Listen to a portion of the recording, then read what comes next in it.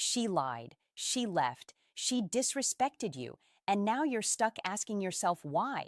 Let me be clear. If a woman hurt you emotionally, mentally, or even through manipulation, you don't deal with it by crying, chasing, or over-explaining.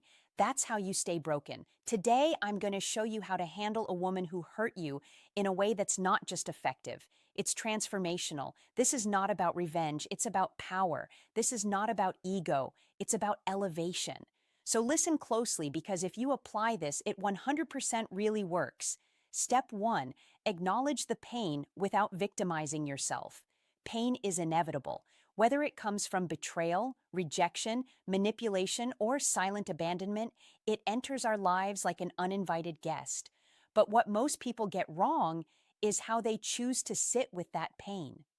There's a dangerous line between feeling hurt and becoming the hurt, between allowing yourself to process emotions and allowing those emotions to define you. You have every right to feel what you feel. You are not weak for being disappointed, broken, or emotionally rattled. But the moment you turn that pain into your identity, into your daily narrative, you stop healing and start spiraling. That's the trap most men fall into. They confuse vulnerability with victimhood. They hold on to the wound not as a reminder to protect themselves, but as a justification to stay stuck, to keep reliving what went wrong instead of asking what needs to change within. When someone hurts you, especially a woman you trusted, you must give yourself full permission to feel that wound without judgment. Denial only extends the suffering. You're not a machine. Suppressing the impact won't make you stronger. It'll only numb you until that pain explodes in another form. Anger, bitterness, emotional shutdown. So acknowledge it, sit with it, let yourself be human, but do it privately, purposefully, and with the intent of exiting that space, not camping there. Emotional awareness is not weakness, it's control. Knowing why something hurts gives you leverage. It teaches you where your boundaries were too flexible, where your validation was externalized, where your intuition was ignored. Pain, when processed with clarity, becomes a teacher, not a prison. Victimizing yourself is a form of silent self-sabotage. It convinces you that you're powerless, that the only narrative that matters is the one where you were done wrong. But power doesn't come from rehearsing the betrayal. Power comes from observing the betrayal, dissecting the dynamics, and then recalibrating how you move from here on out. The world does not reward men who sit in pain. It rewards men who convert that pain into personal evolution. But the first step isn't pretending to be unfazed. It's allowing yourself to feel everything deeply without becoming emotionally paralyzed by it. Victimhood gives the illusion of comfort. You start to believe the story that you're broken, and slowly you gather evidence to reinforce that belief. She did this to me. They always do this. I must not be good enough. Those are narratives born from unresolved emotion. The mind will always try to make meaning out of emotional chaos, and if you're not actively guiding it, it will script the worst conclusions. That's why acknowledging the pain has to come with conscious awareness. You have to recognize the emotion without letting it narrate your worth or your identity. You can feel betrayed without believing you're disposable. You can be sad without labeling yourself as unlovable. Emotional intelligence doesn't mean not feeling. It means feeling correctly fully and then choosing who you become in the aftermath. Step 2. Withdraw your energy, not just your presence. Walking away physically is easy. Anyone can block a number, delete a contact, or stop showing up. But what most people fail to realize is that physical distance means nothing. When your energy is still deeply entangled, you may not be in her life anymore. But if she still lives re-entry in your mind, if your thoughts orbit her every silence, if your mood still shifts with her attention, you haven't truly left. Presence is surface level. Energy is the real currency of emotional power, and until you withdraw it, you are still in some way giving her control. That control doesn't always look obvious, and sometimes it's subtle, like checking her social media just to see how she's doing, or replaying old conversations in your head, trying to decode what went wrong. These small actions may seem harmless, but they are investments. Each one is a psychological tether, keeping you connected to a dynamic that is no longer serving you. Energy withdrawal is the internal discipline of refusing to engage even in the privacy of your own thoughts. It's not just about cutting communication, it's about starving the bond. It's about not feeding the emotional attachment that keeps you bound. When you continue to dwell on her, to react to her online behavior, to wonder if she's thinking about you, what you're really doing is sustaining the illusion of connection. You're giving away emotional bandwidths that should be fueling your own healing, your own evolution, your own forward motion. And the truth is, most people stay energetically connected because that bond, no matter how toxic, feels familiar. It feels safer to stay stuck than to face the discomfort of detachment. But comfort is not the goal. Clarity is. And you only reach that clarity when you become intentional about where your energy flows. To withdraw energy is to reclaim authority over your attention. It means refusing to let her name echo in your head every time you wake up or go to sleep. It means shutting down the impulse to send that one last message, hoping for closure or validation. It means resisting the urge to monitor her online because you understand that every view, every like, every stalk, it's not just passive observation. It's an energetic transaction, one where you're paying with your peace. The most powerful men are not those who disappear from a woman's life. They are the ones who disappear from her relevance. Because when you no longer react, when she no longer triggers a response, when she realizes her access to your emotional attention has expired, that's when the tables turn. Not because you made a scene, but because you made a decision.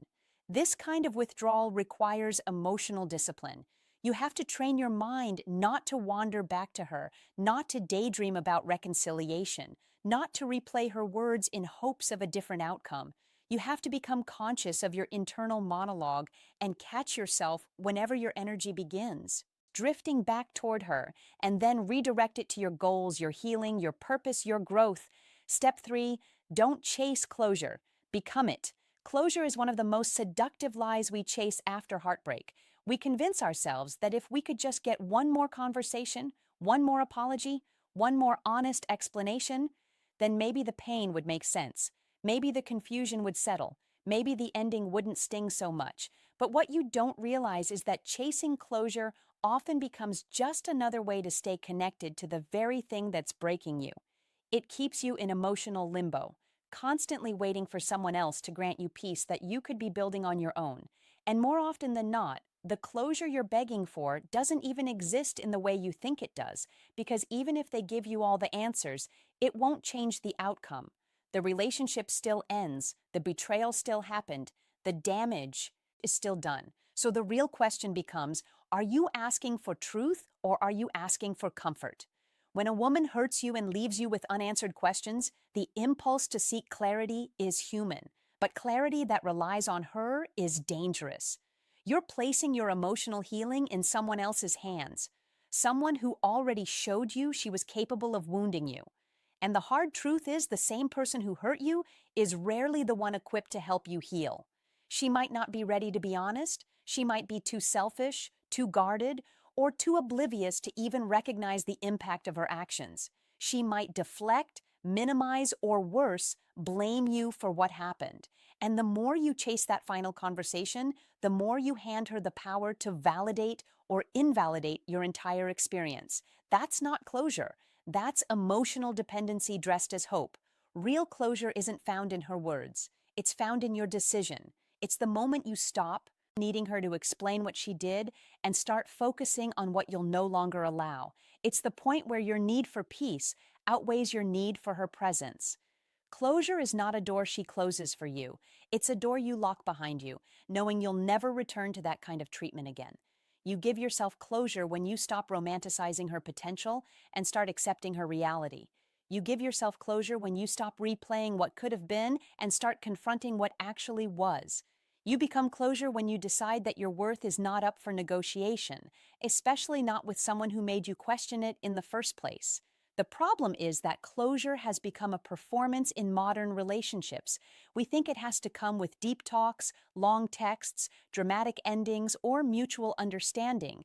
but most of the time it ends in silence, abrupt, confusing, brutal, and that's where true growth begins. Not in her explanation, but in your ability to accept the absence of one. You take the mess, the uncertainty, the betrayal, and instead of waiting for it to be sorted by her, you organize it yourself. You build peace from chaos, meaning from loss, structure from heartbreak. Step 4. Elevate your standards, not your ego. When someone disrespects you, the first thing most people do is reach for their ego. The instinct is to prove a point, to show the other person what they lost, to remind them what they gave up, to demonstrate that you're still desirable, still valuable, still powerful. But what that actually reveals is insecurity, because real strength doesn't scream. It doesn't post revenge stories or flirt out of spite. It doesn't seek to be seen by the one who discarded it. It moves in silence with standards so high that anyone who caused chaos would never get the opportunity to even witness the upgraded version. When a woman hurts you, the answer isn't retaliation or desperate reinvention. It's transformation. But that transformation must come from a place of self-worth, not wounded pride. Elevating your standards means redefining what you tolerate, what you entertain, and what you give access to. It's not about becoming cold or emotionally unavailable. It's about becoming clear, clear on what you deserve, clear on what you're no longer willing to compromise. A lot of men confuse ego with standards. They think that ignoring women, acting indifferent, or becoming emotionally detached makes them more powerful. But those are just ego-based performances. Real standards don't need theatrics. They don't need to be proven, flaunted, or spoken aloud. They're embedded in your behavior, your choices, and the energy you allow around you. You don't have to yell, "I've changed." The way you move will show it. There's a maturity in setting higher standards that ego simply can't reach. Ego reacts, but standards reflect. Standards are created in solitude, in self-respect, in the quiet realizations that come after being disrespected one too many times. Standards say, "I'm not here to control how you treat me, but I am fully in control of how close you get to me based on how you behave." You no longer tolerate mixed signals, inconsistent effort, or manipulative affection. You no longer try to force chemistry or beg for reciprocity. You observe, and based on that observation, you act. No emotion, no drama, just alignment. When your standards rise, a shift happens. You no longer crave validation from the very person who broke your trust. You no longer fantasize about being chosen or proven right. Instead, you become obsessed with your own peace, your own growth, your own discipline. You start to realize that self-respect is more fulfilling than revenge, that your boundaries are not walls. They're filters, filters that separate the ones who are capable of loving you from the ones who are only good at using you. And in that shift, the need for ego fades because the ego says, "Make her regret it." But standards say she never gets the chance again. It's easy to let pain turn you arrogant. It's harder to let pain make you selective, but if you want lasting strength, let every disappointment refine you instead of harden you. Raise your standards, not to punish anyone, but to protect the peace you had to rebuild from scratch. Step 5. Replace reaction with strategy. When someone hurts you, especially when it's unexpected, manipulative, or passive-aggressive, the first instinct is to react, to confront, to call them out, to prove you're not weak, not blind, not stupid. But reacting is emotional. It's immediate, impulsive, and often messy. It gives the other person power over your emotional state because they pushed a button and watched you respond exactly how they expected. That's not strength. That's being predictable. And the truth is, if someone knows they can control your energy by disrespecting you, they'll keep doing it. If not directly, then indirectly. The smarter move is to step back, pause, and analyze the situation without emotion. That's where strategy begins. Because while reaction feeds the ego, strategy protects your position. Strategy is quiet. It doesn't show its hand. It doesn't announce that it's hurt. It doesn't beg, explain, or plead for understanding.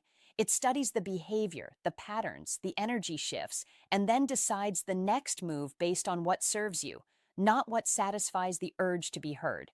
It's easy to send a long message, to call her out, to expose her lies, or make her feel guilty.